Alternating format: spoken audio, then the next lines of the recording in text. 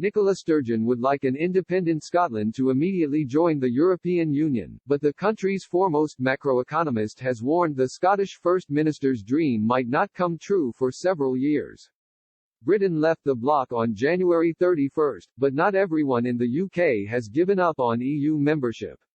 Despite Prime Minister Boris Johnson repeatedly rejecting her independence calls, Scottish First Minister Nicola Sturgeon is still determined to hold a second referendum.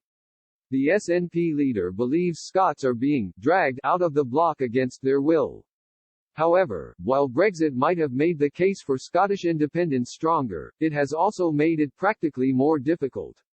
An independent Scotland would now border a non-EU country, likely requiring infrastructure and border checks between regions whose communities are deeply intertwined, similar to the problem of the Irish border that severely complicated Brexit talks.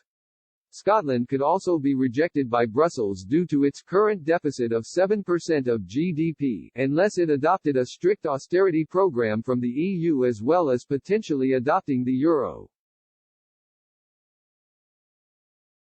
Moreover, new members can only be allowed into the bloc through a unanimous vote from the existing member states, and Holyrood would undoubtedly ruffle feathers if it were to join. In an exclusive interview with Express, Ronald MacDonald, research professor of macroeconomics and international finance at Glasgow University's Adam Smith Business School, shed light on all the huge difficulties Scotland would face if it applied for EU membership. He said, Scotland is a country with a very high level of economic development compared to some other countries that have become independent in the post-war period. This means it has these huge financial trade links across the UK, which will be incredibly difficult to unravel.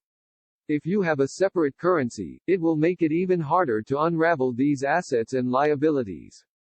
For example, most households in Scotland have pensions denominated in England, presumably it will be English mortgage providers. If we were to become independent, how would our pensions be handled?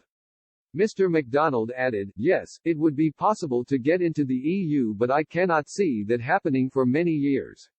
I also suspect there may be some resistance from some EU countries, such as Spain, and soon.